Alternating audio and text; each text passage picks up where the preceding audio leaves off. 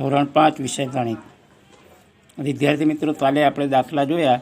આજે થોડો વધારે અભ્યાસ કરીશું અને પેપરનું પુનરાવર્તન કરીશું. અહીંયા મેં પેપર બનાવ્યું છે. પ્રશ્ન નંબર 1, નીચેની ખાલી જગ્યાઓ પૂરો. 1005ને શબ્દોમાં ખાલી જગ્યા લખાય. તો 1005 કેવી રીતે થશે? 1, 2 મીંડા અને 5. ખાલી જગ્યા 10,600ની આગળની સંખ્યા છે. તો 10,600ની આગળની સંખ્યા કઈ આવે? બોલો. 10,599. 65,025ને 65,525ને અંતમાં કઈ રીતે લખાય? તો 65,525. 21,240ને અંતમાં લખો.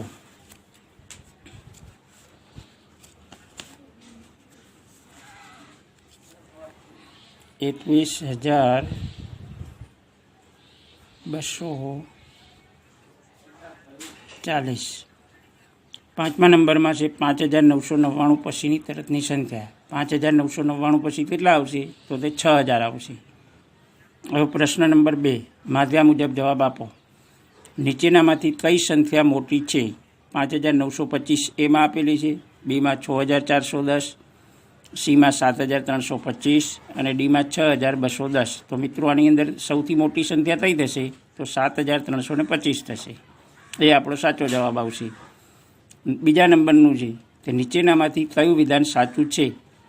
7,420 ઓછા છે 7,510. બરાબર. બીજા નંબરની બીમાં છે 6,420 નાના છે 6,200. સીમાં છે 3,214 મોટા છે 3,215.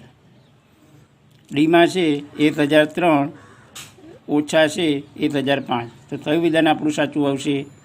તો પહેલું એ વિધાન સાચું આવશે. 7,420 એ 7,510 કરતાં કેવા છે? નાના છે, ઓછા છે. એટલે વિધાન કયો જવાબ આવશે? એ. ત્રીજા નંબરમાં આપેલું છે તે નીચેનામાંથી કઈ સંખ્યા 10,000ની સૌથી નજીક છે? તો 10,000ની સૌથી નજીક કઈ આવે? એમાં છે 14,000, બીમાં 1,260, 12,560 અને સીમાં છે 11,925, ડીમાં છે 10,020. તો આમાં 10,000ની નજીકમાં સૌથી કઈ આવશે? તો ડી આવશે, 10,020. ચોથા નંબરનો વિકલ્પ છે તે 1,325માં 3ની સ્થાન કિંમત ખાલી જગ્યા થાય. તો અહીંયા આપણે 3ની સ્થાન કિંમત લેવાની છે. તો 3ના 3 લઈશું. પાછળ કેટલા મીંડા આવશે? 2. તો 300 આપણો જવાબ આવશે. અહીંયા એમાં મેં આપ્યું છે 1,000, બીમાં 200, સીમાં 300 અને ડીમાં 50. તો સાચો જવાબ કયો આવશે? સી આવશે. ચાલો પાનો ફેરવીએ. પાછળ જરા જોજો. અહીંયા જુઓ, એના પછીનો પાંચમો વિકલ્પ છે તે 6,425નું 1,000 સુધીની આશરે કિંમત કઈ હોય? 6,425ની આશરે કિંમત કઈ આવે? આપણે 1,000 સુધીની શોધવાની છે. તો 1,000ના કેટલા મીંડા હોય? 3 હોય. 1,000ના અડધા કેટલા થાય? 500. તો પાછળના જે 3 મીંડા છે તો અહીંયા 3 સંખ્યા ઉપર આપણે રાઉન્ડ મારીએ તો આ સંખ્યા કઈ બની? 425. 425 એ 500 કરતાં ઓછી કહેવાય કે વધારે કહેવાય? ઓછી કહેવાય. એટલા માટે આનું મૂલ્ય કેટલું આવશે? આશરે કિંમત 6,000 આવશે. જો 500 તે 500થી વધારે હોય તો આ 6,000ની જગ્યાએ કેટલા આવશે? 7,000 આવશે. અહીંયા એમાં મેં જવાબ પૂછ્યો છે વિકલ્પમાં તે 6,000, બીમાં 7,000, સીની અંદર 5,000 અને ડીમાં 500. તો આપણો સાચો જવાબ કયો આવશે? એ આવશે.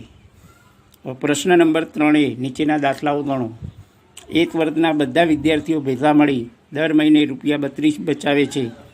તો 10 મહિનામાં કેટલા રૂપિયા એકઠા થશે? હવે એક વર્ગના વિદ્યાર્થીઓ ભેગા મળીને દર મહિને કેટલા બચાવે છે? 32. તો 10 મહિનાની અંદર કેટલા બચશે? 320 રૂપિયા આવશે. બસ 32 ગુણ્યા 10 બરાબર 320. આ રીતે આવશે. એક મહિનાની અંદર બચત બરાબર કેટલી આવશે? 32. તો 10 મહિનાની કેટલી? તો 32 ગુણ્યા 10 બરાબર 320 રૂપિયા થશે. હવે નંબર 2, મયુરી પાસે 100 રૂપિયા છે. તેણે ચોથા ભાગના રૂપિયાની નોટબુક ખરીદી. બાકી બચેલ રૂપિયામાંથી 10 રૂપિયાની એક એવી 5 બોલપેન ખરીદી. તો હવે તેની પાસે કેટલા રૂપિયા હોય? તો 100 રૂપિયાના પહેલાં તો ચોથા ભાગ આપણે શોધવો પડશે. એ 100નો ચોથો ભાગ એટલે 100 ગુણ્યા કેટલા થશે 1/4. હવે 4 4 ઉડી જશે તો અહીંયા 25 ચોર 100 કેટલા રૂપિયા આવ્યા 25. તો 25 રૂપિયામાં એણે શું ખરીદી નોટબુક. એની પાસે હતા કેટલા રૂપિયા 100 રૂપિયા. એમાંથી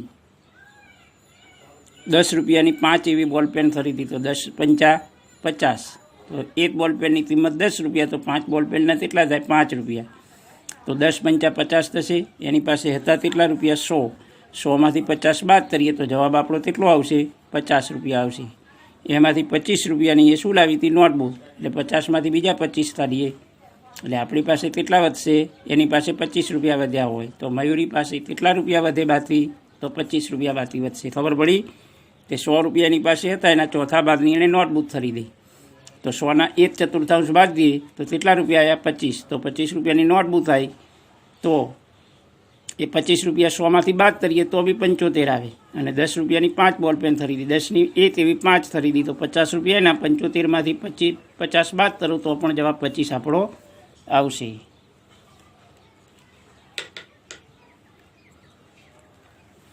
ચાલો એના પછીનો પ્રશ્ન નંબર